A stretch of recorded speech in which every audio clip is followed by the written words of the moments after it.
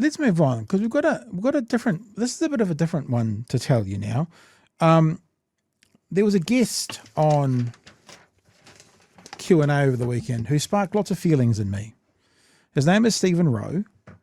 Stephen Rowe on Q&A over the weekend is from the Cato Institute, American libertarian think tank. He was also the third person ever hired by Charlie Kirk to be a part of TPU. And he conversed with Jack Tame, and it's not even necessarily what he said to Jack Tame, but it raised some other questions in my head about stuff that I think is worth talking about. So let's have a look at Stephen Rowe, third person to be hired by Charlie Kirk, on the Charlie Kirk death. And this is not the subject matter of this conversation. It's not about Charlie Kirk. So, if you're done with that conversation, don't panic. This is just the jumping off point. Asking about how that changed the way we thought of platforms like X. And they're talking about how evident it was that, I don't know about what happened to YouTube, but even if you weren't looking for the Charlie Kirk imagery, it came up in all of your social medias. So it seems to be a bit of a jump the shark moment in social medias, especially X, that the stuff you're not looking for, you're still getting fed. And they had a bit of a chat about that and other bits and pieces as well. Understand these platforms and systems, these digital platforms and systems, and to use the opportunity that they provide you to pursue political means. So did it change the way you think about platforms like X or Facebook or any other to go on and then see that video being shared everywhere? Yeah, well, I think it changed people's lives fundamentally. When that was shared, you've never seen more people donate to Turning Point USA. You've never seen more people be activated and committed to fighting and chipping into this battle of this war of ideas and participating in the public policy process. And so at the end of the day, this activated something. Charlie's message is now more powerful than it's ever been before, and that's because of social media. This should not have happened, to be clear, but now Charlie is a legend. But we're all doing pretty well out of it. Basically what he's saying. And legends never die. And so we're going to carry his message forward bigger, faster, and stronger than ever. And again, if people feel something from that moment, you're going to take action. And I hope you join me in doing that if you're listening to this, because I really do think there's a real... You got that, Fano? We'll put the link up after this episode for where you can donate. Big battle for the soul of this world, and I really hope that people are fighting for the good guys, which means freedom, allowing people to flourish, which means championing ideas that really, like gay parents in the trans community. That's who they fight for. People flourishing, is that right, Chewie? Have I got that right? That's who these guys fight for, to flourish. Only the right sort of people, of course. And I just think you're not on the list. You're not on the list. You can't come in with those shoes. I'm sorry. Sorry about that. Sorry. Increase the wealth and prosperity of everybody. And that's, the things that Charlie held dear. And that's important. It's interesting. You used a couple of terms there that stood out to me. You said battle for ideas, and you said war for ideas. Good boy, Jack. Yes. A war of ideas. That's right. Both quite combative terms. What do you make of polarization in US politics right now? Yeah, absolutely. One of the things that we lack in society these days that's paramount is civil discourse. The ability to sit across the table with somebody you disagree with and have a conversation. And I think that's exactly the ideas that Charlie was pronouncing. I mean, that's why you went on to college campuses. I always have a $100 bill competition saying, hey, I'll give you $100 if you can name me a time where a leftist speaker has been silenced by conservatives on a college campus. And so far, the $100 remains in my pocket. But we had conservative speakers on college campuses that are now, quite frankly, shot when they go to... So this is part of the victim mentality. Now it's gone from this one event with Charlie Kirk, this horrific shooting, to now it's gone to conservative speakers get shot, rather than a single event. His narrative is now the left is so bad because this is what happens to conservative speakers on campuses. $100 remains in my pocket. But we had conservative speakers on college campuses that are now, quite frankly, shot when they go to them. It's a very scary world, and we need more civil discourse in society. And so those are the ideas that we're pushing forward. Hey, you need to be able to have a marketplace of ideas. Anyway, that was where we're going to go to. So listen, I don't believe him. And if you're watching Stephen Rowe, it is my honest hell belief, this $100 challenge about progressive or leftist or whatever words you want to use. Progressive is probably better than leftist. Have never been silenced by conservatives. And the reason I don't believe him is all anyone needs to do is go to Google And for example, Google, these are the most conservative universities in America, and Google conservative university name, i.e. Liberty University, i.e. Grove City College, and then put banned speaker, because I did that and I found some of them. So I don't believe I don't think he's being honest there. And like some of these universities are just absolute gems. This one, for example, Bob Jones of all names university. Bob Jones University, Chewie, up until 2000, interracial dating was banned at Bob Jones University. Jesus. At the year 2000, interracial dating was banned. They ended it in 2000. But, you know, we got to say what we wanted, but you can't date who you want. So anyway, so what I've done is I've just gone and had a real quick look at the most conservative ones. Liberty University. Okay, Liberty University. You can't find me an example anywhere of these bans, right? So Liberty University banned this guy here, Jonathan Martin. Now, I guess what he's going to say is this guy is also a Christian author, so they probably consider him an evangelical. He got banned from the university because he criticized Liberty for Jerry Falwell's political stance. So they banned him and he couldn't come back and speak. Now, what Stephen Rowe's going to do is going, yeah, but that's not banning a progressive for his speech. So this is kind of what you said just a few minutes ago, Chewie, about you got to be the right kind of person. He might be able to square that circle of he wasn't banned because he was progressive. He was banned for an okay reason. And you see this on the right all the time. If they find a reason to squash free speech, then it's not the same because our reason's okay. Your reason is unreasonable. Let's go one step further. So there's someone who's been banned from a conservative university for speaking. Grove City apparently is number 2. Grove City. Let's have a look here. See this guy here? This guy, his name is Jamar Tisby. Now, Jamar Tisby, I don't know where he sits politically, but if I read this out to you, in 2016, when Donald Trump descended the elevator in his New York City hotel to announce his bid for candidacy of the President of the United States, we learned how egregiously connected white evangelicals are to racism and Christian nationalism. Exit polls showed that 4 out of every 5 white evangelicals who voted pulled the lever for this man. It became undeniably clear that there really wasn't the space at this white, reformed and evangelical table for a person to be present as their whole self, black and Christian and all. This guy did a lot of stuff with Black Lives Matter. Sounds pretty progressive. If he calls himself a Christian, maybe he's not. But yeah, if you actually have a look at Grove City, they banned him. He's a historian focused on racial justice, Chewie. It banned him after a 2020 chapel service led to a backlash from some parents and alumni who felt his views promoted critical race theory. So that conservative school banned that guy because of his views of critical race theory. So that's why I actually don't think that Stephen Rowe's telling the truth. He's either not telling the truth, or what's happening is every time a person goes, well, what about this guy? He's going, oh, no, that doesn't fit my criteria for the $100. What about this guy? Oh, no, that doesn't fit my criteria for the $100. Because there are examples. I looked at 2 universities, the 2 most conservative, and both of them have examples of banning people who may not be on the left, but are pretty much espousing views that someone in the left would be comfortable with. I don't know where they sit politically. I've got some other things to say, Chewie, but I did want to kind of put that out there to start off with, because next what we're going to do is go back to Stephen Rowe, and Jack Tame, to be honest, goes to him about, I keep saying TPU, is that right? Because that's Taxpayers Union. Turning Point it's USA. Both. I'm correct, TPUSA. Yeah, that's correct. What about their professor watch list? Which is something that some would argue is exactly what he's saying shouldn't be happening to the right. But before I get there, Chewie, do you want to pick up on any of those things I've just said? Yeah, look, I've got a couple of thoughts about this guy. First of all, this is heartening, is the American-style rhetoric doesn't work here. Yeah. Like, it's too slick. It's too, like, wantonly earnest. Yeah. Like, it's way over the top for New Zealand palates. And I think this is why when these groups try to push into New Zealand, it doesn't work. It doesn't pass our internal vibe check. Like, it's too over the top. The other thing, just of him specifically going, "Here's $100 if you can prove me wrong."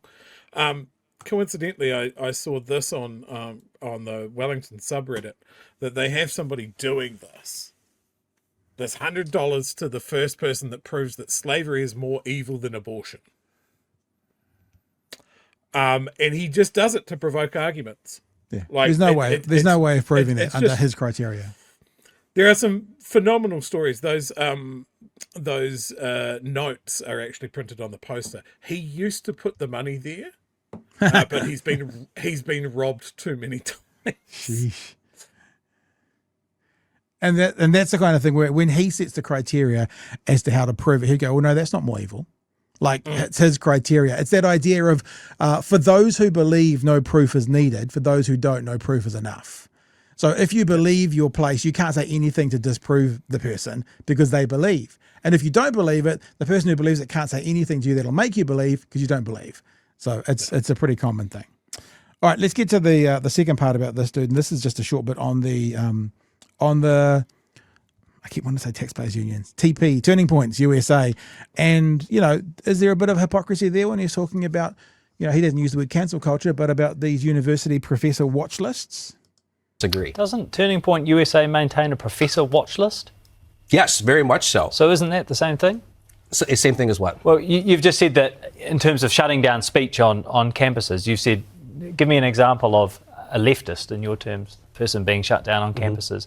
But Turning Point USA maintains a public watch list, a professor watch list, in which they try to blacklist professors. So let me be clear, because he's about to try and refute that. The professor's watch list is them saying this person shouldn't have a voice. They still have a voice, but in an ideal world, this person would not be a professor at this school. So it's a little bit like, is attempted murder okay because you don't actually kill the person? Is it only when you actually do the crime? Okay, they in their ideal world, the watch list is saying these guys and girls are dangerous and they shouldn't be teaching our kids. And then they're going to be able to go, well, they're still all teaching, so it's not the same, but it is the same. It's the same as trying to steal something from a shop versus actually stealing it. Both are bad. Both are bad. From colleges around the US whom they don't agree with. Yeah, I wouldn't use the word blacklist because these professors are still there. And ultimately, there's other websites like ratemyprofessor.com where people can rate the quality of their professor. I wouldn't use the word blacklist because, critical race theory and all that. How would we know where that's coming from? You know what I'm saying? Whom they don't agree with. Yeah, I wouldn't use the word blacklist because these professors are still there. And ultimately, there's other websites like ratemyprofessor.com where people can rate the quality of their professor. It's not the same, though, is it? It's not like how good is the education I'm receiving from this professor. It's this professor has political views in the eyes of Turning Point USA that I disagree with. Therefore, we're trying to dox them. Not dox them. No, not at all. And unfortunately, we see doxing on the other side happen far too often. But what you're seeing with this professor watch list is hey, heads up, as you sign up for classes, again, like a ratemyprofessor.com, this professor holds these views. And college students... I was just say there's nothing on ratemyprofessor.com which talks about their political views. They've got that all over the world, rate my teacher, rate my whatever. It's nowhere near the same. Increasingly, if you're a conservative, have to be quiet in classrooms if they want to receive grades that are good at the end of the day. And so being able to navigate that labyrinth of the American academic system is important. So that's the conversation from him that's all I'm going to play. I found it really interesting to hear that, and I think you've nailed it, Chewie, that slick American, always smiling, perfect teeth, can say the most horrific things to you, but as long as it's done in a respectful way, I can call your mother a whore, and as long as I say it in a respectful way, then we should be able to have that dialogue. And I think something I came to in the last few weeks is it's like, which is worse, right? And I won't even put out there which I think. Is it worse that person A can talk to person B, say the most disgusting, most offensive thing with a smile on their face and claim to be reasonable? Or is it worse that person B hears the most disgusting thing and responds much more aggressively? Do you know what I mean? It's like, it seems that the American right, and maybe the right here so much, but the Americans are slicker and do it better. The American right seem to be able to basically, with a smile on their face, say the most revolting things and go, it's a bit like we're just asking questions. We're just having a conversation, unaware that words can cause reactions and absolve. It's like, well, I'm sorry you feel that way. You know that apology? I'm sorry those words offended you. Not I'm sorry I was offensive. I'm sorry those words offended you. It feels like when you can say the most horrific things and claim that you were talking reasonably, it's like saying, oh, well, look, I'm reasonable. I'm sorry you're reacting to my reasonable talk. That's on you. Not acknowledging at all that the speech, the talk, can have, whether intended or not, can cause a reaction in someone. And I'm not suggesting, by the way, make this clear, I'm not suggesting that reaction means I'm saying, so violence is fine. I'm just using the word reaction. Emotional, physical, mental, whatever. A reaction, Chewie. Well, look, I'm going to link this back to what we were talking about, the Facebook comments that we weren't keeping an eye on. Yeah. I've often tried to explain what we want here in the chat. We want BHN to be, right? And I think the closest that I came to, like, we can talk about, like, just fair dealing and being authentic and all of that sort of thing. I want this to be like a discussion about politics in the pub with a stranger. Yep. Right? Yep. And part of that is there is an underlying tone that if I take this too far, I'm going to get punched in the mouth. Gotcha. Right? So you're realizing that for you. You're saying if I take it too far, I might suffer some consequences I don't want. Yeah, or these people that pervert the idea of a debate. Like the American idea of a debate, the way that Charlie Kirk did it, and the way, say, Jubilee does it, and you know, this is the game that Mehdi Hassan, he will participate in it as well.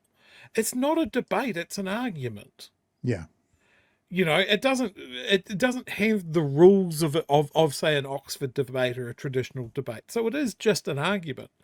And then they want to have the shield of, like, well, if you're the first person to lose your shit, or the first person to react in violence, then you lose. And so you're sitting there going, well, if this guy punches me because I've just used words and that's his reaction, then I win.